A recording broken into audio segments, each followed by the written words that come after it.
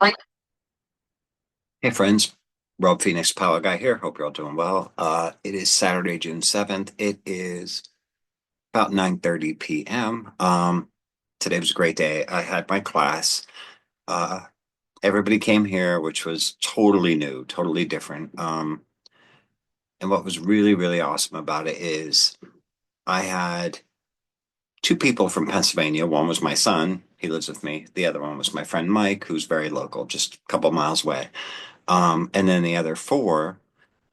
Two were from upstate New York, one from Virginia, one from Ohio. And so they all came here and we did 6 solid hours of just like powwow training. And I thought it was hardcore and intense. I mean, I feel like they got a lot out of it. I normally back in the day I've taught like 6 week courses and whatever else, but I crammed as much as I could into 6 hours and it was such a great time. It was such a good day. We all got along great. We laughed. It was just a fun day. It was a busy day. It was a work day basically because we all worked hard. Everybody worked hard to learn what I was teaching. We demonstrated a bunch of the rituals, and a lot of information was shared. So I'm really pleased, really pleased with how things went today. And I'm super proud of the people. All 6 of them did so well.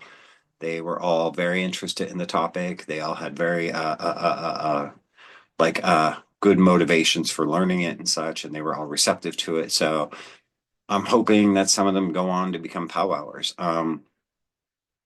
But even if they don't, they'll have a proper education in the tradition, and they'll be able to carry that forward and through life. So if they should ever come across a situation where powwow is talked about, discussed, mentioned, or whatever, they'll they'll know what that's about and they'll be able to speak on it because they themselves have literally been trained by a powwower. So whether or not they use it in life is up to them, but I hope they do.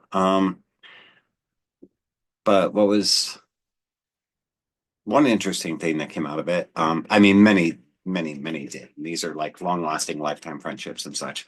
But a couple of years ago, I received a whole bunch of old newspapers from my friend Chris Velarde, who's another powwower. Um, and these are newspapers from the 1950s, the early, well, 1950, 1951, 1949, that sort of thing. The Pennsylvania Dutchman and other Pennsylvania German publications. And I'm gonna jump around a little bit. If you've ever heard of The Secrets of Sympathy, um, like if you've read Patrick Dunmoyer's amazing book, if you have not, you should. But if you have, in the back, you'll know that he shared a copy of Secrets of Sympathy. And The Secrets of Sympathy is a great powwowing book. And there are prescriptions in here for burns, specifically for burns. It says, for burns received by a man, say the following words and each time blow 3 times and pass your hand over the wound. Wait 10 minutes between each of the 3 times. And the prescription is, there goes a man over land and he found a hand and the hand extinguished the brand. So this is for a burn. Well, in 1951, in Juniata County, which is just 2 counties north of me, like I'm in Cumberland County, just above is Perry County, and then right above that is Juniata County. So it's not far.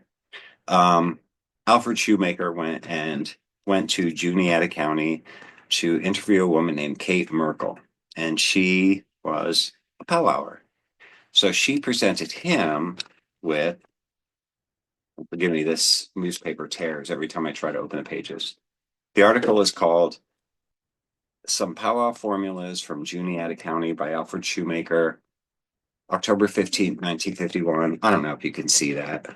Um, there's a crease there. The page is torn. So it continues on page 4, and or newspaper every time I pick it up, it tears. Um, Here she presents to him formula Kate dictated to me the words for brand. Now you recognize that Previously it said, there goes a man over the land, and he found a hand, and the hand extinguished the brand. And so we think of a brand like that they brand cattle with. So it makes sense that this translation would put the secrets of sympathy as using that for a burn. But here, brand is actually the Pennsylvania Dutch dialect word for gangrene. Now, I had heard that word before, but I didn't know what it was, so I had to Google it, and it's pretty flippin' horrible. It's definitely not a burn. It's like, wait, what does it say here? A serious medical condition where tissue dies due to a lack of blood supply or bacterial infection. Can affect various parts of the body, including limbs. If left untreated, can lead to complications like amputation or death. Gangrene is characterized by tissue death, and while it always involves tissue death, it's not always caused by infection. So something about lack of blood supply, infection, bacteria, when the blood flow is cut off, can cause swelling, drainage, and a foul smell. Like that sounds awful. So brand did not necessarily mean, like a cattle brand. It meant gangrene, this horrible, foul, whatever. So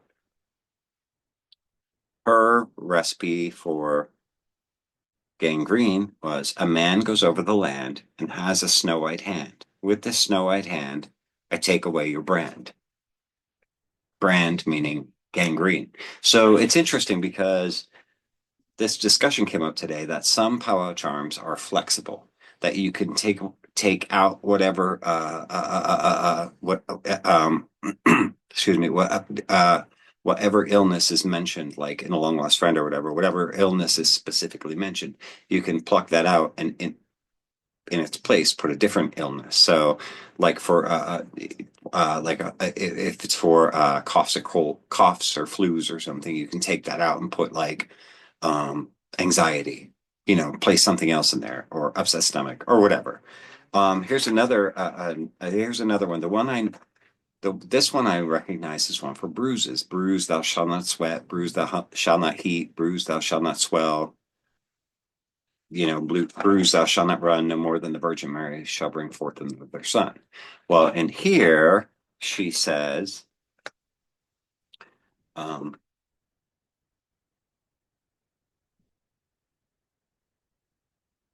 Powwow formula for poison. Poison, thou shalt not heat. Poison, thou shalt not sweat. Poison, thou shalt not run. No more than the Virgin Mary shall bring forth another son. So she's using something that I'm familiar with as something for bruises for poison. And I thought that was interesting too. So there is a lot of diversity in powwow charms, formulas as they called them back then. I have this paper all messed up. Please, please hold while I tear this paper into shreds. All right, there we go. It's all better. So anyway, I thought that was really cool that I had never noticed that in that newspaper before, but um, it just teaches us that if we only know a few of the powwow formulas or prescriptions, charms, rituals, whatever you want to call them, you can you can sorry, I'm having trouble talking tonight. You can just learn a few and use them for multiple purposes. Just kind of switch out the name of what you're working for, whether it's a bruise or poison, whether it's a burn or gangrene. But yeah, it seems that brand in Pennsylvania Dutch means gangrene. At least according to that article, she says according to the dialect, it means gangrene. Um, that's pretty fascinating. I mean, to me it is. I don't know. I mean, maybe not to you, but uh, yeah. So another cool thing today is that I was really happy that there were some things that I was able to teach these folks that they had not heard of before or that they had not realized were part of the powwow tradition. So that was really good. Also, one of the things I noticed, and this is not a disparaging comment on anybody, but a couple of the folks that had previous training in various like possibly like Wicca or witchcraft traditions, as I myself have. Um, but I was really surprised that they struggled with some of the things that we were discussing, like um, planetary hours and such with. And it's no fault of their own. I would say that would be a fault of the traditions where they trained in. Um, and that I think seems to speak to a larger problem in um, some of these magical traditions where the people who are teaching them aren't really well educated themselves. Um, we had long conversations about this as the day wound down that, everybody sets themselves up to be like this guru, um, but you only know what you only know. And it's more important to be honest about that rather than just act like you know everything and you can solve every problem because you label yourself as this or that. I have a real problem with that because people put their trust in people like us. Um, Especially during times like this when the cost of healthcare is just getting outrageous, the cost of living is getting so high, and we can't rely on our government right now because they're all full of wackos, uh, corruption and such. So when we rely on our folk practitioners, um, if we go to somebody and they're like, "Yeah, I can take care of that. I can do everything. I can whatever it is you need, I can do." You have to understand that that's not always the truth. I mean, I've seen these people that were, I've met people who were trained by some really well-known traditions in like the quote unquote magical community. Um, and yet some of the most basic information they really struggle with. And so that led me to understand today that I need to not assume that the average person that comes to me understands these things, and that I need to up my training and explanation of these like more nuances of folk magic, um, because the places that these people originally went to get this information have failed them. And yeah, it was really, I don't know, it just really made me think. I was feeling like kind of inferior to some of this training, like, wow, that's really impressive. That's really something, and I over the years I've met people that have been involved in these certain traditions and such, but I was really surprised that the traditions had failed them in many ways. So I don't know where I'm going with that. It just that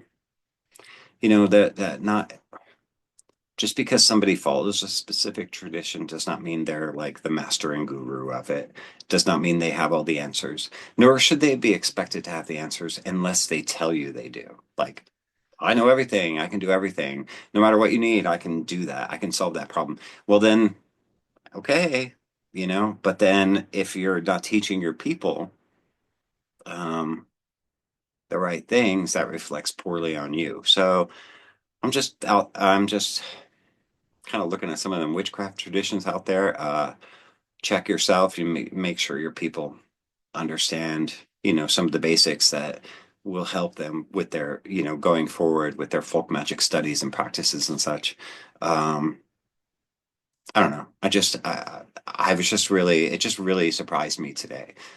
Anyway, all the people were amazing, wonderful people, wonderful, wonderful, beautiful people. And I'm so, so, so like honored that they traveled here to meet with us and meet with me and learn. And we had such a great time. And I feel very, very, very confident, between the people I met today and trained today and the people that I've trained in the past and that I'm still friends with and in touch with. And, all those people in Phoenix line that have learned.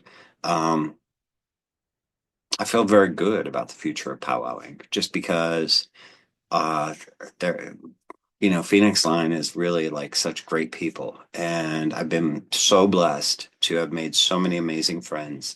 And I learned so much from everybody. And the one thing about Phoenix Line is that if anybody in our line, it doesn't mean that just because I taught them, that's the end all and be all. I want to learn more.